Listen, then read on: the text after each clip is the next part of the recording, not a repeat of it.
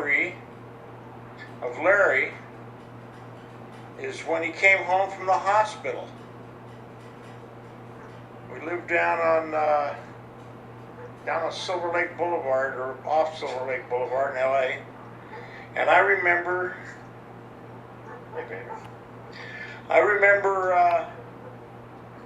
Linda and I were dressed in these little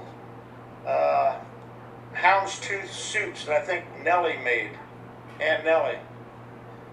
And I remember when we were waiting in the entry of the house when they carried him in. So I remember him probably the longest. It's been a long 70 years. Wow. 70 years, can you believe that shit? Anyway, that's my earliest memory. 17, he was a skinny kid, and I thought I was an adult because I was married. And I met him up at his mom and dad's place up in the hills up in Glendale. And he was just a skinny, scrawny kid. But Larry, you're catching up with the rest of us now. Yeah, and I just remember playing football with him at Glendale High School. He was a junior and I was a senior. And I think he was a second offense, guard on second offense. But we were hitting each other a lot. And it was always kind of fun to be with him. I just enjoyed those years playing football with him. In late 64 or early 65, I moved from Hawaii to California, left college, and I enrolled in beauty college. And I lived with Frank and Eva up on the house in Verdugo Knolls. I love that old house. And Larry's still living there over the garage. Well, Frank and Eva were still down at the beach house, and one day I was hungry, so for dinner I went into the kitchen and I looked through and, I found stuff for dinner. And I thought, you know what, I can make spaghetti sauce. There's enough stuff here to make spaghetti sauce. So I made spaghetti sauce, and Larry came home and I said, hey, you want some spaghetti? And he says, yeah. So we're sitting down having dinner and a nice time. And lo and behold, I happened to mention, gee, I can't believe I even found mushrooms. Larry spit out his food and he goes, what? There's mushrooms in here? I don't like mushrooms.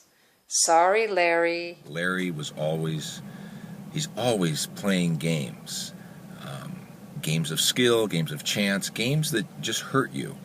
I guess the ones that stand out the most are the hand-slapping games, where he would force me to put my hands there and he would slap them. And then pick up the stick and hit you in the palm really hard.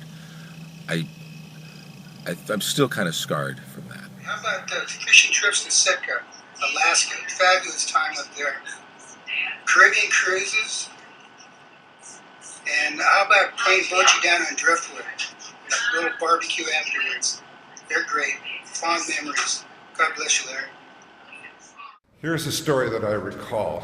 I don't remember the exact year, but it's about 1963-64, and Larry had gone out to Arizona State to study, and he roomed with a person called John Hensler for about a semester, and I knew they were out there, and I said, I'm going to come out and visit you guys and we'll go party. But by the time I got there, Larry was gone. And I go, well, where's Larry? And John said, well, every day he was on the phone with Savina. And he said, I can't stand it anymore. And he just left school, and they got married after that. In fact, the next time I saw Larry was at their wedding with Savina, and I don't know what year that was, 64, 65, something like that. So there was a guy who was madly in love, and I really like that. And then I think especially when we met when you were only 20 years old. I can't think of just one specific thing. And marrying my sister and giving me a brother-in-law. Finally, I got a brother-in-law. Your wedding day, that was the day that you became our loving cousin and married our beautiful Savina. I'm going to agree with Tina in that we welcomed him into our family on your beautiful wedding day.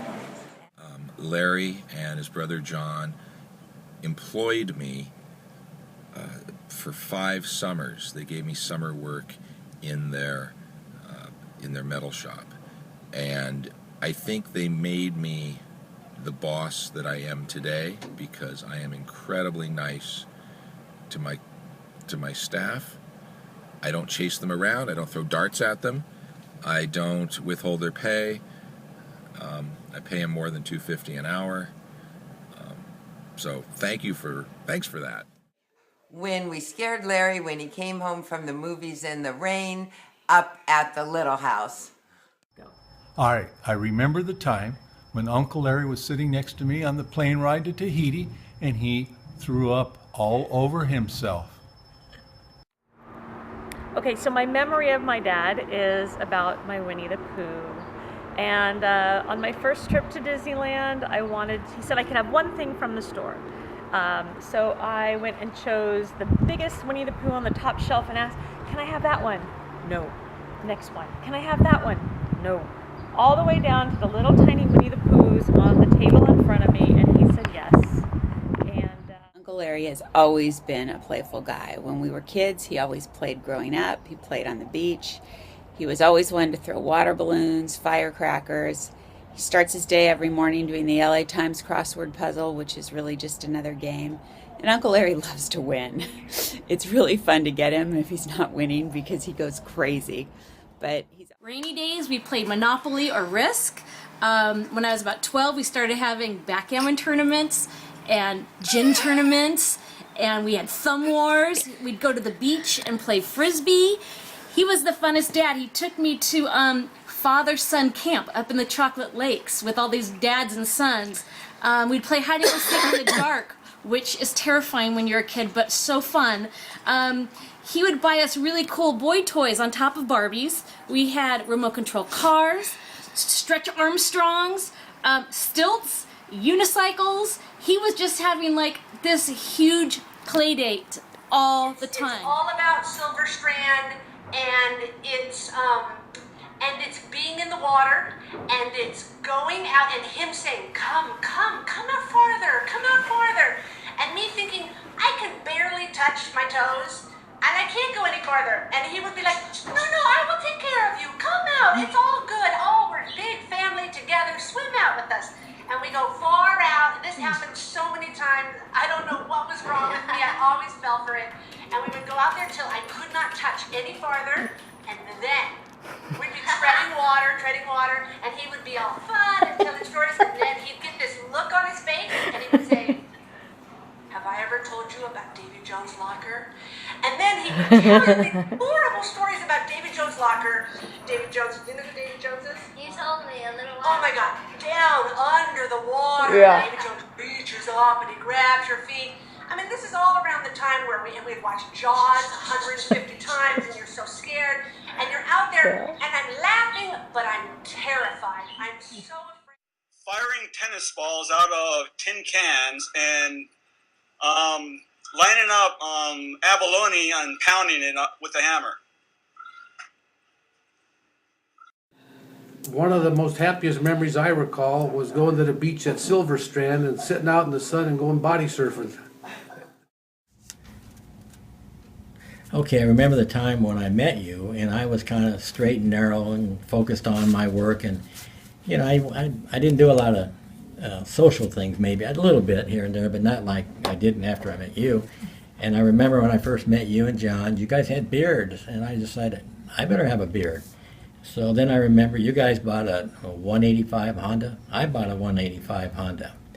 And you guys didn't work on Fridays, and I thought, you know, maybe I'm not going to do that.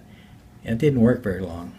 You know, All right, my favorite memory of Larry is always the same one. It's with Jim and I, Savina and Larry. No matter where we have gone over the last 45 years, Larry and I are first, dragging behind with Savina and Jim. Always Larry and I, impatient together. I remember when I was 5 or 6 years old, you took me to the Esplanade in Oxnard to see Cinderella. And you were so excited, you loved the movie, and you loved the mice in the movie, and I think you were more enthusiastic than me to see the movie, but I remember that very clearly, and we had a great afternoon. And my favorite Uncle Larry story or memory is Uncle Larry taught me two things. One, He taught me how to drink whiskey and to leave the lime in your cup so you can count how many you have at the end. And I still don't like whiskey.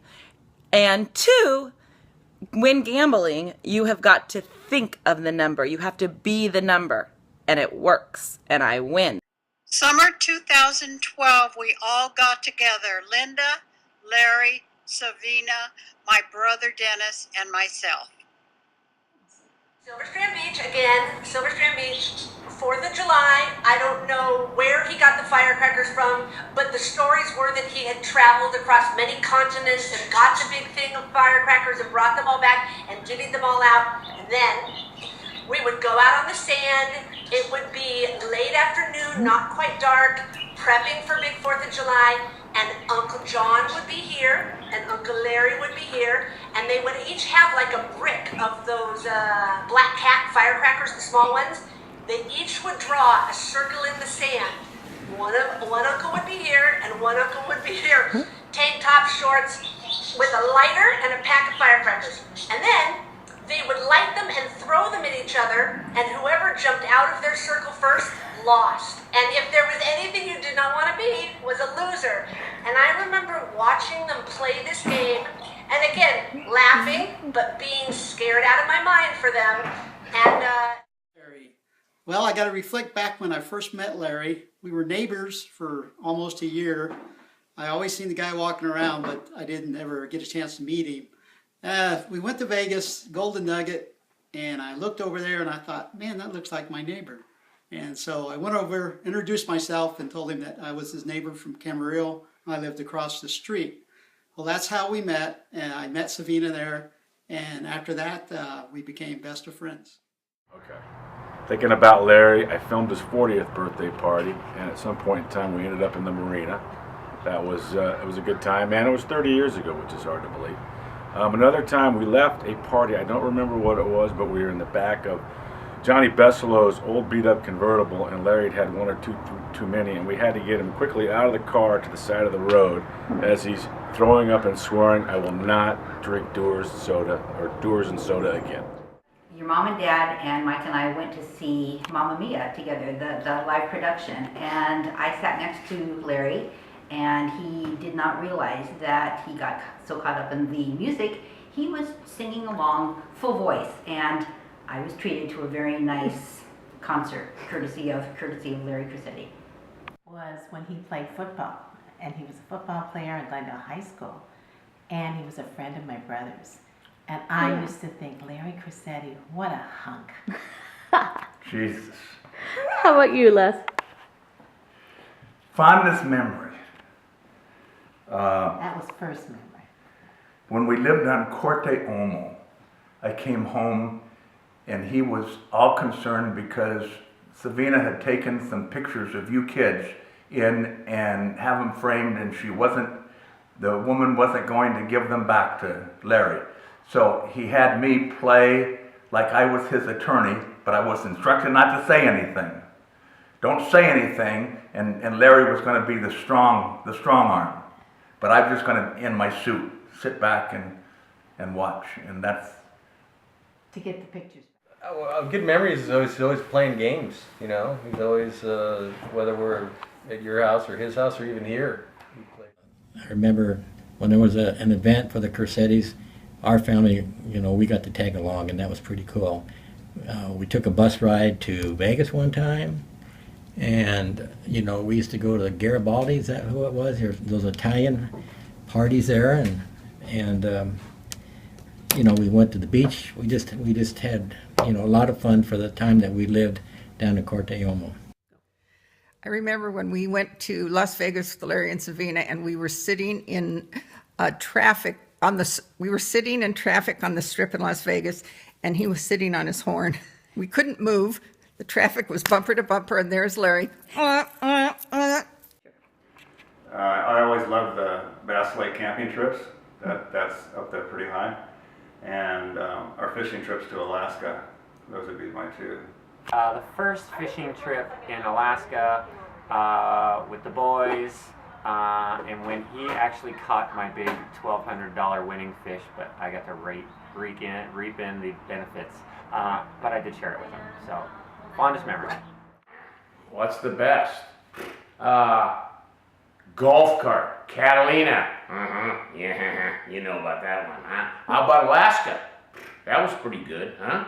How about when we whacked you in the head with the launcher, huh? That was a good one, huh? How about when we almost got busted and put in jail because we were shooting up out there? I got memories. Are you kidding me? I ever can remember in my life, one of the most memorable things is the time we were in Catalina. And you were I had this word down here. Well, you were the instigator. And I remember we were out to dinner. We had John and we had Tom Shreve. And we come out of a restaurant and then there was a golf cart there. And you said, Bob, hop in, we'll go for a ride. And I go, what are you talking about? And he says, I got the keys. So anyhow, we went on that the golf cart for about a half an hour, and then we parked it. We thought we were going to get in trouble. And then we went to Luau Larry's. We had a couple more beers. Then we went back and we took another cruise. And it's a wonder we didn't get thrown in jail that day. But that was, and then your brother. And Larry, if you get another helicopter, I hope you have better luck with it. Larry, remember when we used to play tennis, poker, badminton, golf? What happened to those days? Is it over? Larry, one of my favorite memories is going to Bob Taylor's Pig BQ and actually sitting around and kind of after a few drinks, making our way over to the tables and playing a little dice and throwing the dice until it was a blackout. Good times. I think of Larry and I think of Silver Strand Beach because he was always nice enough to let us girls crash his beach house in the summers and have a great time. It's when we used to play old school Scrabble. That was so much fun. It was before the apps, before the iPhone. Larry and I would sit down and hammer out a game for a couple hours, and that was a very fond memory. Fond memory with Larry is G14. And I also remember when I was in the 7th grade, 3M held an invention contest for our class. And I won because my dad came up with the idea of a double-bladed knife. And you actually built the knife out of the metal. So the benefits of having a dad who owns a sheet metal factory. I won the invention contest by 3M, and my dad made the final product. You know, I see Larry, and it's all the times I see Larry laughing with his family, and all the things that Larry has to tolerate from his 3 girls. He does an excellent job, and I love watching that. Cut it. Building the fort with Grandpa, just because it was such a great time. I had so many good memories in that. I remember when we finally gotten finished. It was just so excited, just thinking, all my friends will love this. I remember walking in, and there was like 75 nails sticking down the side of the wall. And he was laughing, but at the moment I was all disappointed because if I fall, I'm getting impaled on the head. So it's kind of freaked me out. But then, thinking of it now, it really does make me laugh because it's like, you walk in there, it's like, oh, here's Fort Nail, and all these nails sticking out of the wall. Now that I'm older, I like just sitting around and hanging out with Grandpa because it's fun and he's entertaining. I still love you as the king of Larryland. You're always standing in the bar, always making everyone feel welcome. You're the man. You know, I go over to his shop every once in a while, and he'll always stop what he's doing to help me, with some sheet metal project or weld something, and he's busy working, and so I've always thought that was pretty nice of him. I very well remember. I used to have a boat all the time, and we used to go out fishing and stuff. And whenever the wind would blow more than 5 miles an hour, he'd say, I think I see whitecaps. I think we should go home. So we used to call him whitecaps behind his back.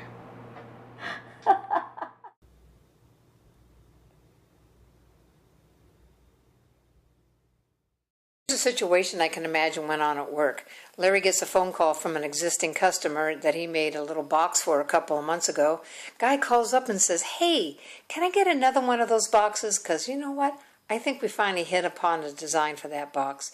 But I need it next week. You think you can get it to me by next week?" Larry thinks about it for a second and goes, "I don't know. I'm probably going to have to charge you overtime for that to get it by next week, but I'll see what I can do." Well, little does the client know that Larry actually made 2 of those boxes the first time, and now he's just going to sell him the one that sits on the shelf and charge him overtime. Good job, Larry. I don't know if you've ever noticed, but Uncle Larry has really nice calves. They're very, very shapely. I know there's guys who go and they get implants so they have good-looking legs. As somebody who didn't get the good-looking Crissetti legs, Uncle Larry's got terrific calves.